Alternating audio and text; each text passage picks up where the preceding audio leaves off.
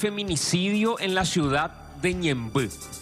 Una mujer de 25 años que fue encontrada muerta dentro de una pieza en un inquilinato.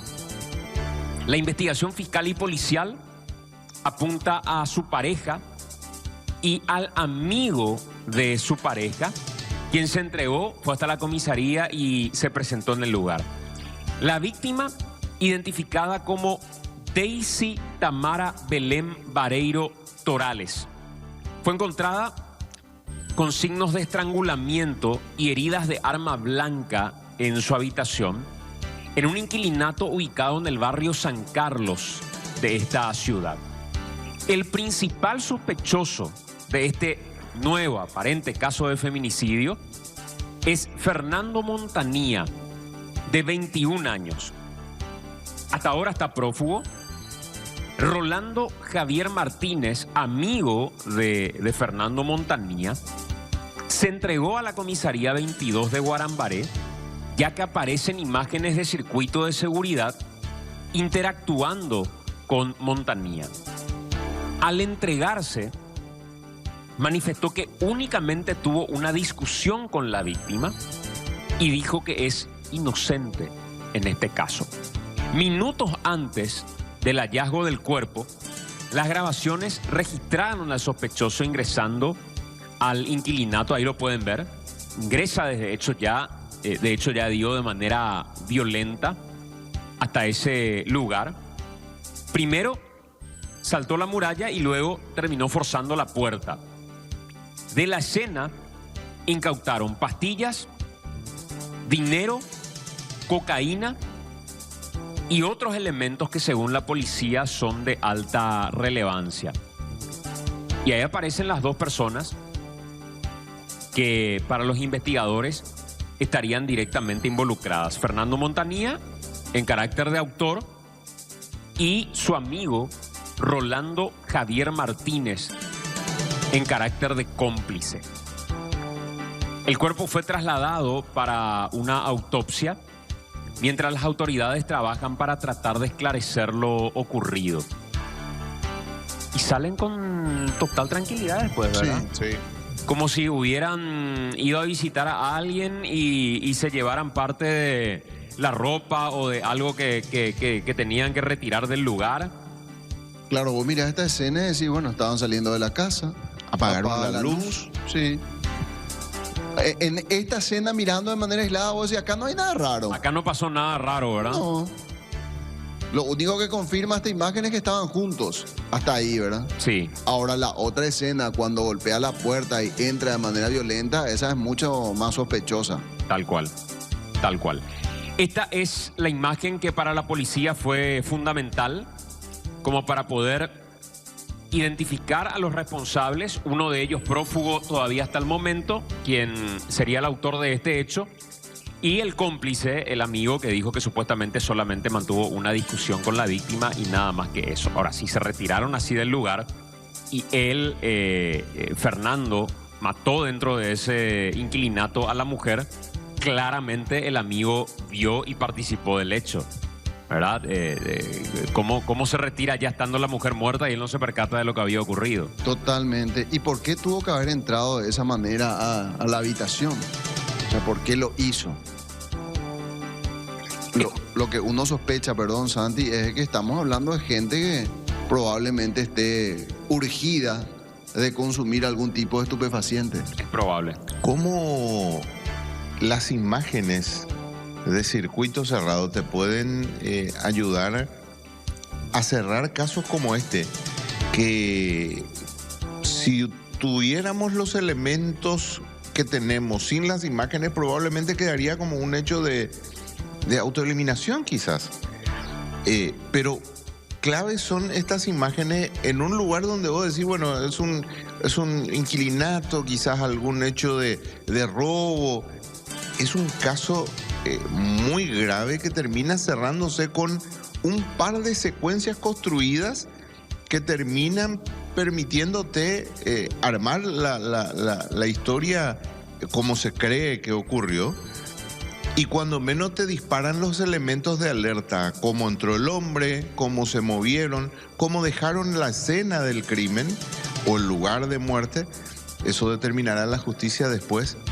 Pero sin estas imágenes, este hecho podría haber pasado como una autoeliminación. Y tenemos 3 casos esta semana que a mí particularmente me llamaron la atención con el desenlace de muerte para una mujer. Empezaba esto allá en Conateí, que todos nos preguntamos cómo fue que la mujer cayó al río. Sí. Y murió ahogada. El primer caso, y eso ya fue el fin de semana. Luego teníamos el caso de la zona de Asunción, en la zona de tu ex barrio, donde Sí. le encontraron a una mujer muerta dentro de la vivienda. Sí. El propietario de la vivienda está desaparecido y la pareja se entrega a la comisaría. ¿Cómo ocurrió el hecho? Eso a determinar. Y ahora este caso. Sí, ahora que decís, el caso ese de Corateí, qué raro todo, ¿no? Muy raro. En la línea de lo que estabas diciendo nomás, Luis, me ponía a pensar en la tarea de un fiscal investigador hace 10 años. ¿O Sí. hace cuántos años toma relevancia la cámara de seguridad dentro de las casas? Creo que hoy estamos viviendo el momento en el que inclusive dentro de habitaciones, en algunos casos uno tiene la posibilidad, no sé, el otro día pasábamos el caso, justo cuando estábamos aquí, de la empleada doméstica que se metió a la habitación de los niños y empezó a rebuscarse para llevar ciertas cosas. O sea, cómo las cámaras de seguridad hoy cambiaron totalmente las herramientas de investigación que tienen en el Ministerio Público. Sí, acortan distancias. Eso puede ser positivo o puede ser negativo. Positivo es que le acelera el procedimiento y luego tiene que ir construyendo, ¿verdad?, con otros elementos de prueba, dando mayor sustento a la teoría del caso. Y la debilidad es que pueden no ser tan rigurosos en hallar esos otros elementos de prueba. Te decía en conversación en Radio Monumental la fiscal que estaba atendiendo lo que sucedió frente a la Facultad de Derecho, para ella fue un elemento determinante el tener las imágenes solamente, no tomar testimonios, no establecer el vínculo que tenían los atacantes con sus contratantes, por ejemplo, ¿verdad? Para ella era el video y listo. Es lo que yo percibí de esa nota. Entonces digo nomás, el agente fiscal, que probablemente ya tiene más de 10 años de experiencia y que viene de la vieja escuela, va a ser mucho más riguroso en la determinación de otros elementos de prueba. Y los fiscales más nuevos van a ser dependientes de las imágenes de cámara de seguridad. Vos estás tomando 100% desde el punto de vista de la labor investigativa y me gustaría tomar otra arista. Tomando un caso en particular, ¿qué hubiese pasado si el crimen del doctor Luis María Argaña se hubiese dado ahora, en este momento, a esta altura de nuestras vidas? Nosotros no tenemos más que, con la construcción del relato, imaginarnos lo que pudo haber ocurrido en ese lugar.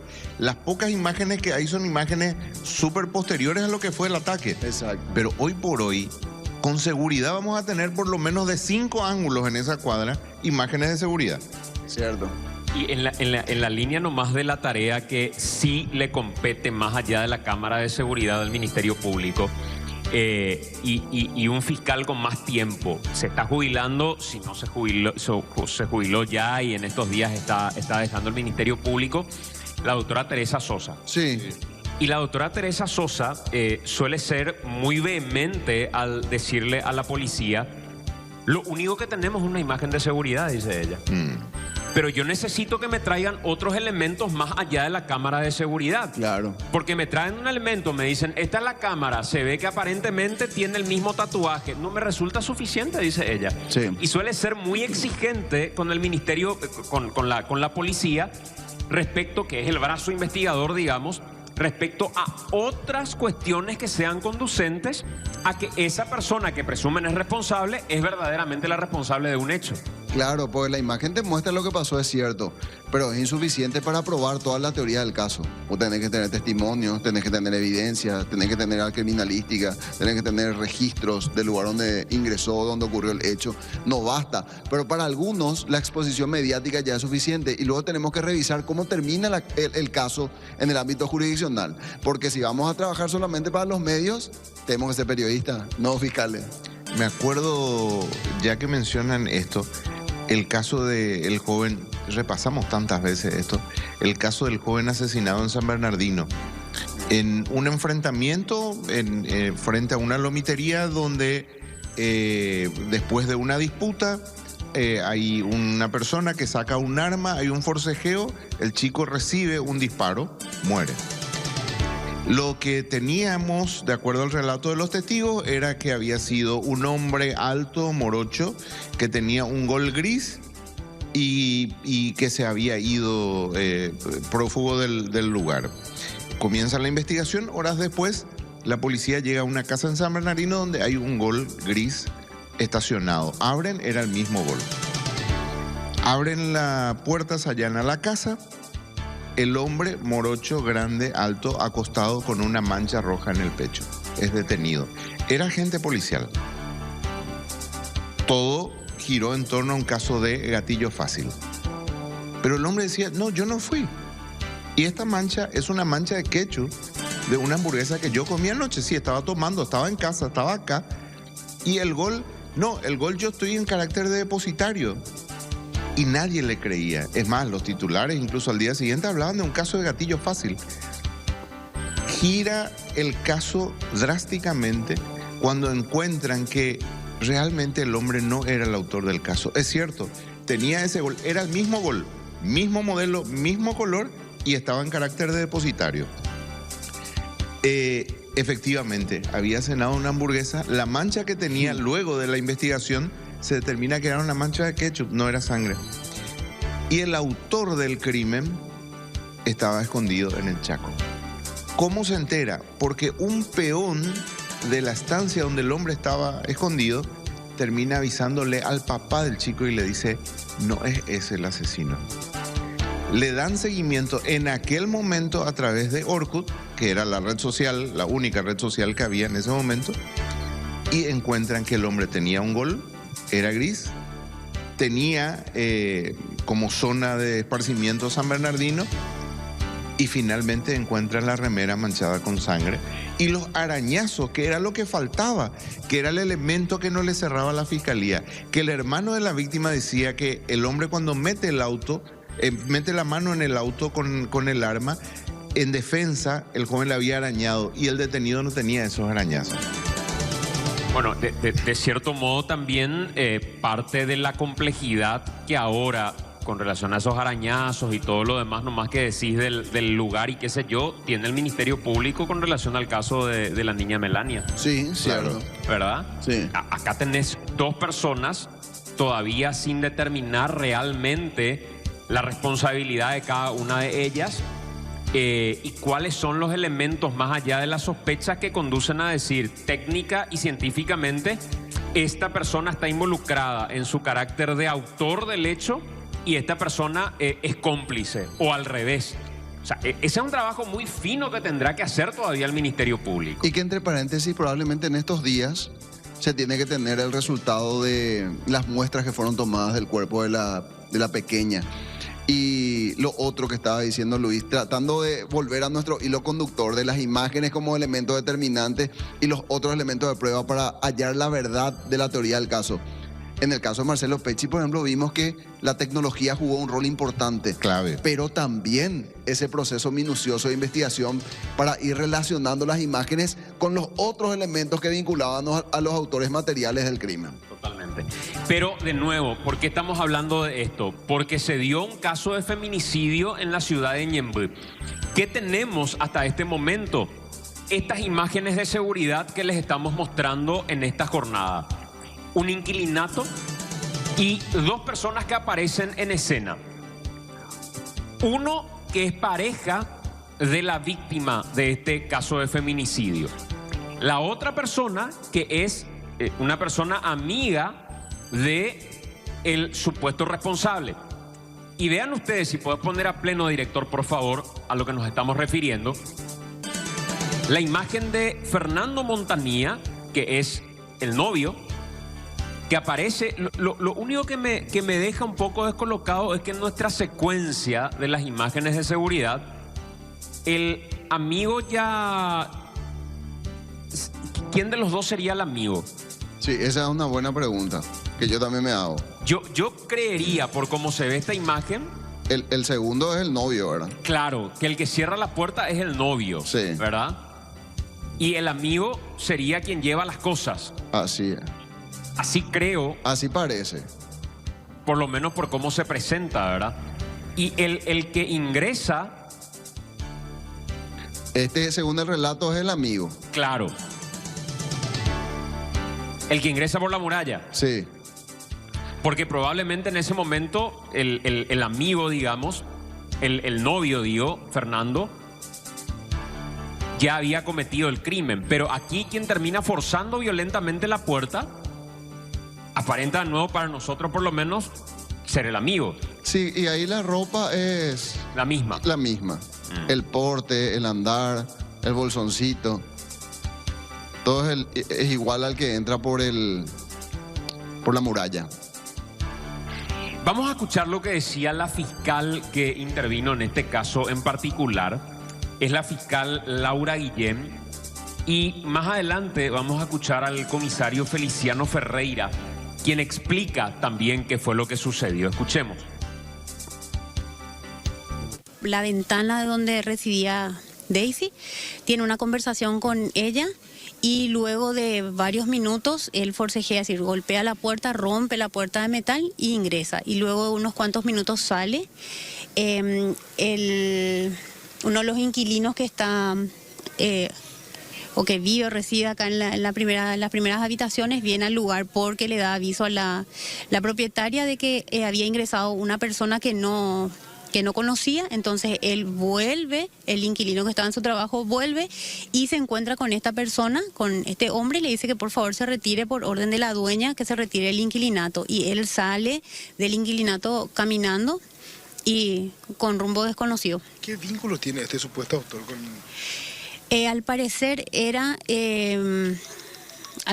este era amigo de la pareja de ella, sí, de la víctima. Es un desorden total desde la cocina, el baño, la habitación donde se encontró el cuerpo de ella, y se utilizó también vamos a decir un cable de los cables de los sillones, un cable de color rojo con el que aparentemente la ahorcó.